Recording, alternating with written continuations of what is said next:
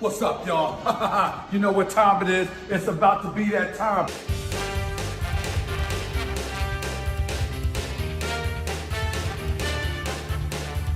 Damn, son, where'd you find this? Day, every single day, this guard, he'd come up to my cell. He'd be like, knock, knock, knock, knock, knock. Did you pray today? Huh? Did you pray today? I'm like, I don't know what you're talking about. He'd come, he'd open the door, and he'd say, hey, did you pray to the sun god Nika?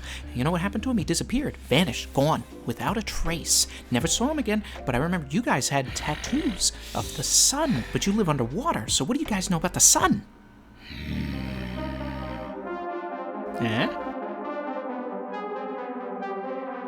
Savage. And we're back.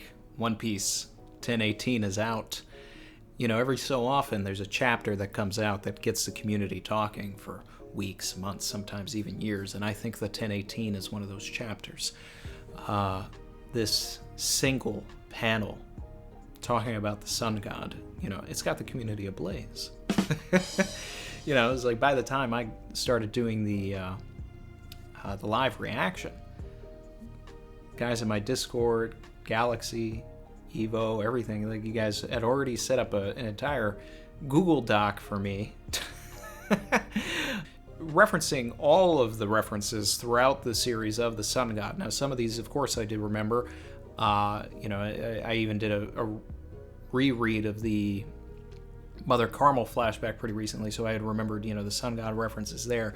And of course, it was mentioned all the way in the Calgara and Nolan flashback. Calgara's daughter, Moose, was referencing the Sun God, you know, prior to being offered as a sacrifice, right? And if you take a look at the image of Nika, of what we, you know, see the Sun God to be, if you take a look at the head and look on the other side, it looks like a snake is coming out of the hair on the other side. So, you know, there's speculation that can be drawn from that as well. Did the sun god have a snake zoan or something like that? Or, you know, was there some sort of snake imagery involved? And we know that in Skypiea they did worship a snake, Nola, right? So there's a lot to go from this, but one of the main things I want to get into today is I want to talk about Oda's usage of real-life events to service the story, right?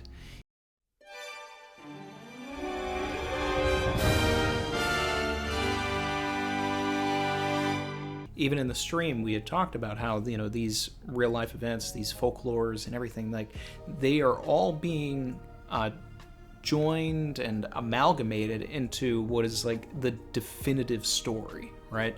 And one of the core things about One Piece is the idea of this void century. And the only thing that makes sense of why you would need a void century, right? Why you would need poneglyphs to tell of a certain history is that at its core, there had to have been some sort of a mass genocide, right? Something that the world government wanted to keep quiet. Something that the government wanted to hide from the world for centuries. Now, what's interesting about all of this and tying it into the sun god and everything like that is that you take a look at history and you think of when we've had mass genocides before, you know, centuries ago. A lot of them were religion-based, religious wars. Genocides committed because someone believed in one god when another person believed in another, or maybe they believed in the same god but two different ways, and it was just a fight over, well, my way is right. So this sort of opens the idea that the war in the ancient kingdom, in my mind, may have started because of religion. Someone worshipped the sun god, maybe someone else worship the moon god, right? You know, because for as much sun imagery as we've seen, there's also moon imagery. So these are possibilities, right? And you know, it was brought up in the stream that Nika itself is Persian for chosen, and you know, we've already had an arc that had some Persian themes. I'd say that would be Alabasta. The flag of Alabasta is simply a sun. And we've known that for a long time. You look at the ships in Alabasta, you see the flags flying. It's just the sun. That's all it is, with Alabasta written in the middle. The Koski crest has sun elements to it, even elements of what we've seen from the Shandians and, different things during Skypiea. Sun imagery, right? And then on the opposite side of that, you had Enel, who wanted to go to the moon. So, maybe there is something to that as well, right? But one of the most interesting things that I got sent was on Twitter by a username PXPX, at least in the stream, and it revealed this book that was titled "The Encyclopedia of Things That Never Were" by Michael Page and Robert Ingpen, and it talked about a character named Joyboy, a West Indian character who personifies the human need to dance, sing, and jubilate. He is a relation of the Lord of the Dancers, who inspires festivals in colder countries, and it seems likely that he traveled to the Caribbean with an early shipment of slaves. Right now, this directly ties into what Who's Who is talking about, that slaves believed that that the sun god would come and save them, right? So was Nika the sun god, were they Joyboy, right? Because it seemed that Joyboy, there's a speculation that Joyboy is a title, not necessarily the name of the person. Even like in religion, where God has many different names, sun god and Joyboy could be versions of that as well. Maybe reaching there. But either way, this tie to the West Indies I found was very interesting, because also on my paternal side I have ties to the West Indies via Barbados, and on my maternal side ties to Puerto Rico. So while I was doing this deep dive, I was learning some things about, my own culture, and looking into other things as well. I also found, while doing a deep dive on all this Joyboy stuff, that one of the areas of the Caribbean that really took to Joyboy was Haiti. And that Joyboy is the Haitian music spirit, right? The Caribbean spirit of the drum. So, and that's interesting, right? Because it looks like even in the image of what Who's Who was talking about, that they're sort of dancing, right? And people have drawn correlations on Twitter and, even during the stream, going back to like chapter 300 and the first bonfire that they had in Skypiea, and the way that Luffy is drawn, which, I also mentioned in the stream was one of Oda's favorite panels and was the inspiration for the entire Skypiea arc, was that he just wanted to draw the panel of Luffy dancing with the wolves in front of the fire and all of that. Now, the comparisons, are not completely exact, so reaching a little bit there, but the point is that Oda does want us to think that way. It is drawn similar. Mouth and all this stuff is similar. It's not the exact pose, but it's more of this, this idea that Luffy is the embodiment of, potentially Nika, potentially Joyboy, this sun god, the person who's bringing joy and everything. And this is a person that, beyond any sort of crew member, wanted a musician on his crew first and foremost, before anybody else. So there is a musical nature, a whimsy to Luffy and himself, even if, the best he can do musically is the goat song from Skypiea. But I also found it interesting that there was a tie to Haiti, right? Because, I had mentioned that there's this idea that the Void Century has to do with something related to genocide, right? And when you think of Haiti in particular as well, there is a untold truth about Haiti and the Dominican Republic. That there has been a lot of wars between Haiti and the Dominican Republic. And a lot of people from the Dominican Republic, may not know about this. Like, this is stuff that is pretty hidden. Now, I traveled to the DR a couple of years ago and got told by one of the Haitian caretakers for the place I was staying at. Like, he was sort of giving me the breakdown on the history of all of this stuff, and Rafael Trujillo, right, and stuff that happened in the 1930s, where it was basically an ethnic cleansing against Haitians in the Dominican Republic. So, if Oda is trying to draw things for that in the Ancient Kingdom, there's potentially the idea that the Ancient Kingdom was a split island as well, maybe, similar to Haiti and the Dominican Republic. Whereas, one side was prosperous, and then you had this other side that was kind of coming over and pretending to be friendly, and then that's what eventually turned into the world government, and they pretended to be the friend, took everything over, ended up slaughtering a bunch of people and enslaving them, and then maybe Joyboy, made a promise to Poseidon and all that he was going to save them, but couldn't fulfill the promise of freeing the slaves and all of that. Not that it necessarily needs to be that, but it could be an amalgamation of that. There's other genocides that are very hidden to the the stuff you're not taught in school, right? King Leopold II, right, taking over the Congo, killing 15 million Africans. For what did he want? He wanted rubber. Yeah. And the world government has now deemed the Gomu Gomu no Mi important, right? So the same way that Wano is filled with a whole bunch of Japanese folklore, mythology, Momotaro,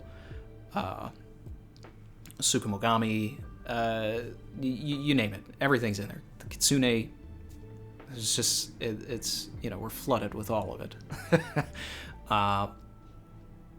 It's possible that, we're going to get into some more, like Taino and West Indies stuff as we get into the Ancient Kingdom. And it's possible that even Nika was from Jaya, right? What if they're a descendant of, what if Kalgara and Wiper are descendants of Nika?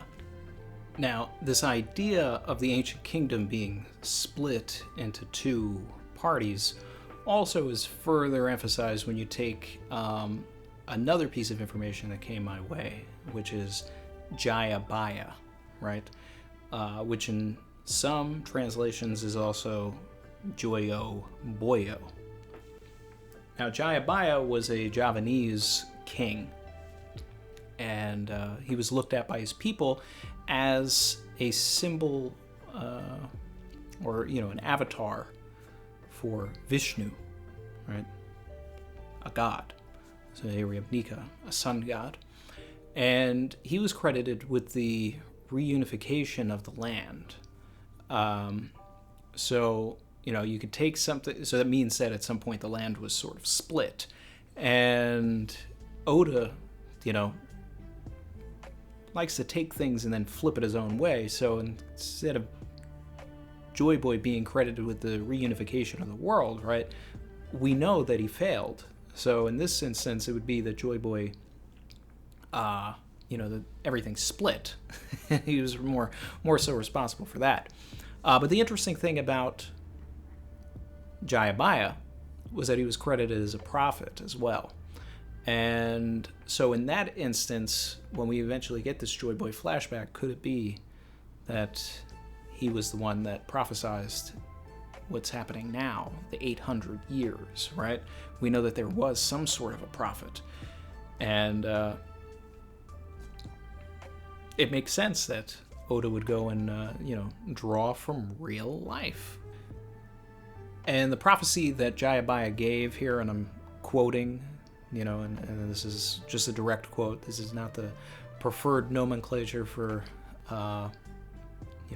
many of these subsets of people, I would imagine. But either way, Jayabaya said that his people would be ruled by whites for 3 centuries and yellow dwarfs for the life of a maize plant.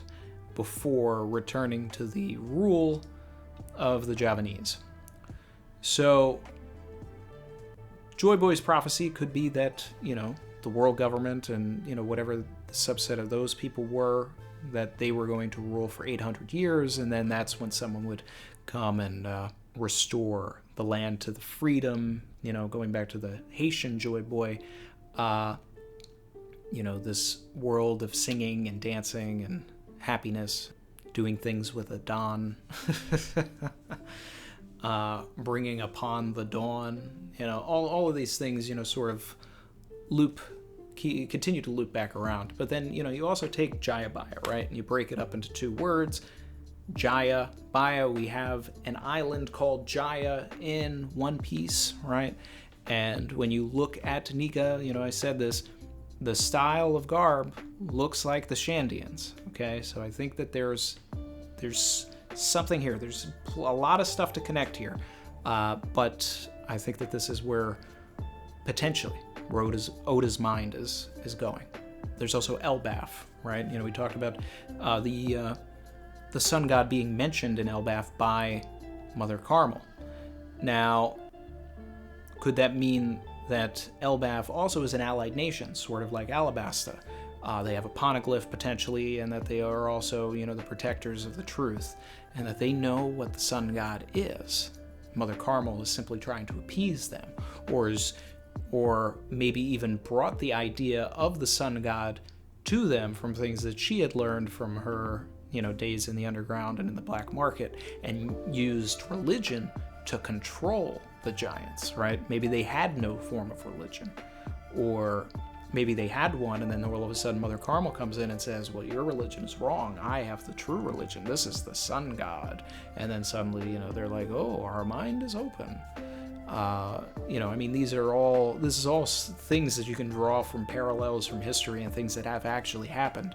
But until we have further context from Oda, we don't necessarily know. But we know that they at least believed in it then, potentially believe in it now, that there was or is a sun god.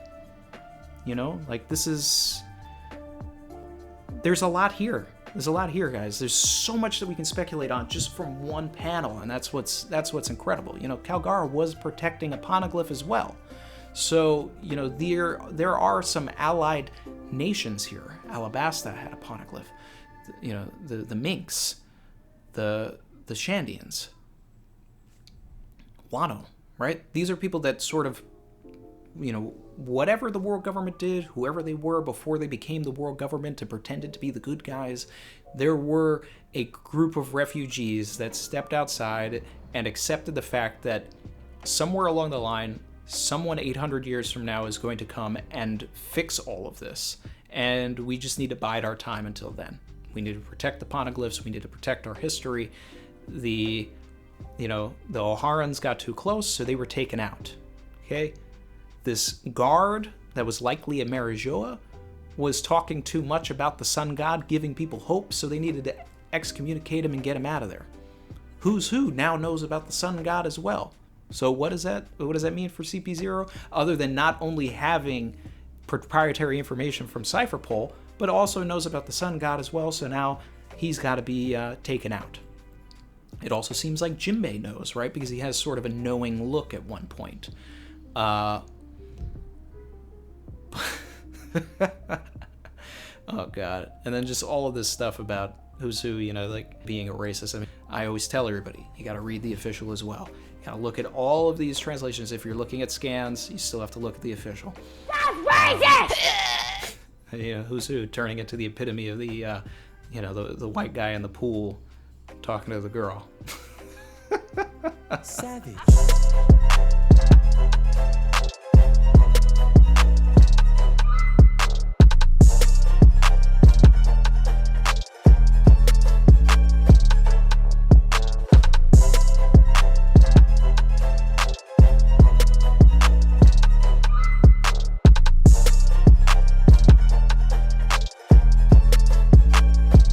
I also love the meme of him as Charlie Day from Always Sunny. It's just But then there's also, this whole element of who's who, like, wanting information, but beating Jinbei down like Batman did in The Dark Knight to the Joker. He wants all of the information about where Rachel is, like, tell me where you are! And who's who, how's he going to give you any information, man? He's getting punched. You're hitting him with 1,000 Shigans. How's he going to talk? But he also doesn't want to talk. So, boom, Jinbei. Savage. So anyway, good on Jinbei for shutting down some racists. And also leave it to Oda to, take a character that was very cool and just want me to just throw him in the trash can in the next chapter. Man. So we did some math during the stream, all right? So Who's Who was not broken out by Fisher Tiger, okay? Because the Fisher Tiger event happened about 16 years ago, and we know that 12 years ago, Who's Who was on the mission, where the Gomu Gomu incident happened with Shanks, right? So, because we started talking about in the stream whether or not he was actually imprisoned in Impel Down, or was he imprisoned in Marijoa? Now, it seems more likely that it was a Marijoa imprisonment. Okay, so if he has proprietary information, Cypherpole, all of that, they probably wouldn't want to put him in a prison with a bunch of criminals and all that, even though timelines, it would make more sense for Who's Who to have broken out during the 2-year time skip. It would be a little more interesting, but Fisher Tiger was able to break out of Marijoa, so I guess Who's Who was as well. Not at the same time. We don't know how long Who's Who has been active. Okay, we don't know how long CP0 has been looking for him. I was trying to wrap my head around how it took so long for CP0 to find Who's Who. Obviously he puts on a mask, changes his name, etc., but Wano's a closed country. CP0 was dealing directly with Doflamingo as far as the brokerage of the weapons that was happening there, so I guess it would make sense that CP0 didn't get there and then actually realize, oh, so this is where so-and-so that is now Who's Who is hiding. I still very much like the idea that the other guy that was in O'Hara with Spandine and Lasky, who was Khalifa's dad, could be Who's Who's dad, all right? Originally, a lot of people were talking about, could it be Who's Who? But Who's Who was 16 during that incident. This guy looks older, so it could be his dad. I like that. And, he would have come up with Jabra and Kumadori, because they were the older members, Spandam as well, of CP9, right? And it was really looking good. It was looking like, As far as from like a power scaling perspective, it seemed like Who's Who was probably stronger than Rob Lucci last chapter, but then leave it to Oda. You did just one chapter to just make Who's Who look like a complete punk. So I think Rob Lucci probably low diffs Who's Who, but Who's Who does have some more interesting techniques when it comes to Rokushiki. Yeah, definitely want to see Rob Lucci and how he's evolved. These 2 years. But I still don't like Rob Lucci as a character. He's very much like, I'm gonna do all of this stuff because they told me to. I have no mind of my own. I just do what I'm told. And that's his whole thing, and that's why he's evil, because he does what he's told. Not the greatest motivation. Oda's had better characters. Even Who's Who, better motivation. It's interesting that CP0 wants to shut him down. Is that why they're there? It seems like that's their whole thing now, is that they're just there to make sure that Who's Who dies. Or is there a much larger plan? It's very, it's very skeptical. We also have the panel of, when we, first got introduced to Who's Who, we knew that Queen wanted to kill someone, right? Who's Who said, that's funny because I want to kill someone as well, and he looks off somewhere, and, does Who's Who know that CP0 is there as well? Is that who he wants to kill? Does he want to kill Monocle Man? Monocle Merowem. It's possible. It's possible. And it's interesting because it's like both sides are actually utilizing the Marys. So the Marys is sort of this neutral faction that doesn't care about CP0 or Who's Who or they're playing both sides.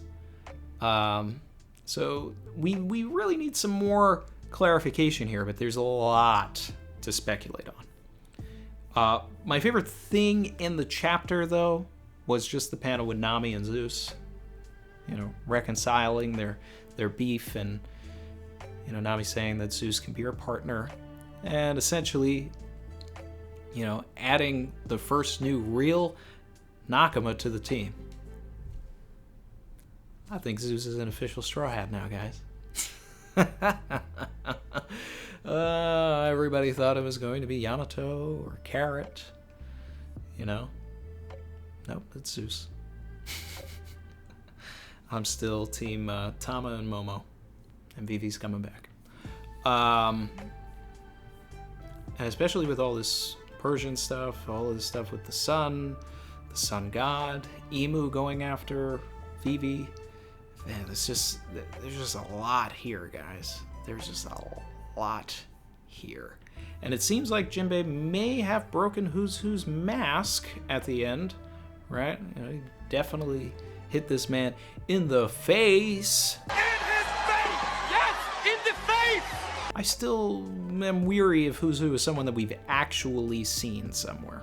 I don't believe it. And I'm okay with that. I actually would prefer that. Because it's, like I've said before, I think that Who is more of the misdirection. Like, we're all asking who is, right? But does it actually matter? I don't know. I think it's more so that he's going to be able to give us crucial information that we're going to be able to take into the subsequent arcs. Because some of this proprietary cipher pole information that he has, we may be able to benefit from. But I love this chapter. I love what it's doing for the community as far as look at me. I've been spending, the past 2 days looking up a whole bunch of stuff about the West Indies, about Joyboy, about the 30 Years' War, about different genocides and all this stuff, and eventually I want to compile something into a more comprehensive look at what I believe the Void Century could be, because I definitely expect Oda to be tying it into real world stuff. He's going to change it and all of that. He's going to amalgamate things, just as like the Shandians are an amalgamation of Taino, Aztec, and Incan, properties and culture and all of that. But let's see what to expect in the upcoming chapters, right? We still need more Robin and Black Maria, I want a full chapter like we got of Who's Who versus Jinbei. Like, Robin deserves that. She's never had that, and she needs it. I'm wondering if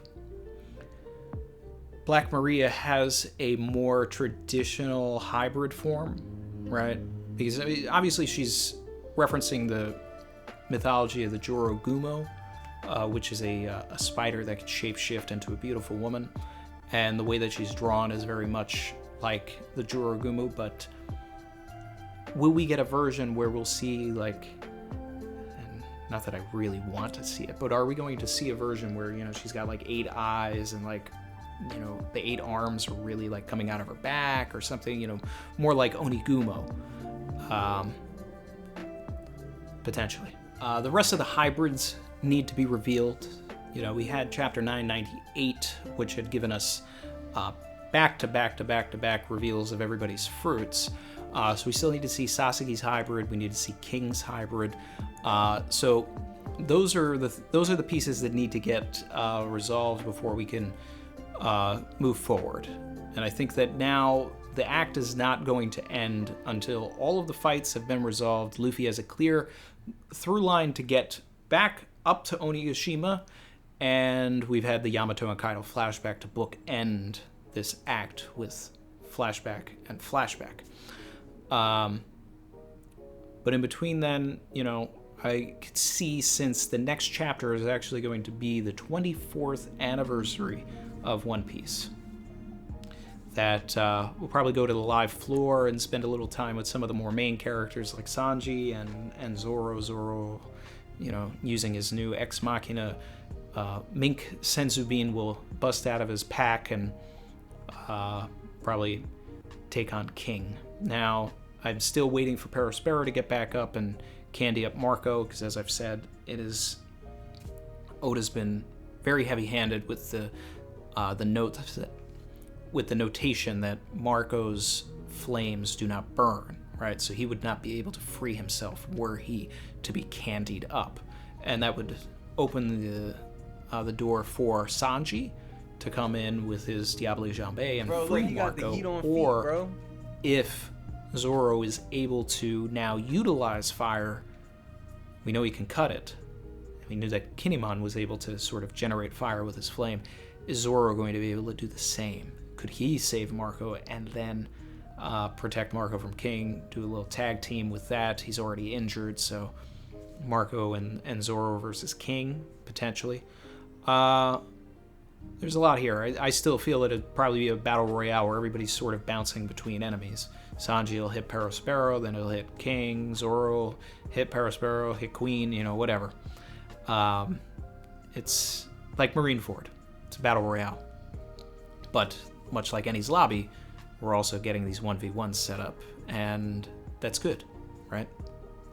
We need that. We haven't had it in a long time. So I'm going to wrap things up here, guys. I want to take a moment to shout out the 3 new members we got this week, which are Lauren LVR, Harshen, and Steak Bentley.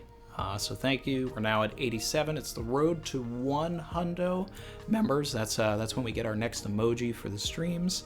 I still think it's crazy that we even have 87 members to begin with, but it's incredible, and I'm very flattered. It's all for fun, right? So if you like this content, hit subscribe.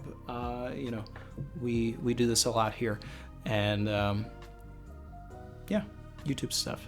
Like, comment, subscribe, all that. Everything is appreciated. Shout out to everybody that supports the channel. Thank you so much, and I'll see you soon.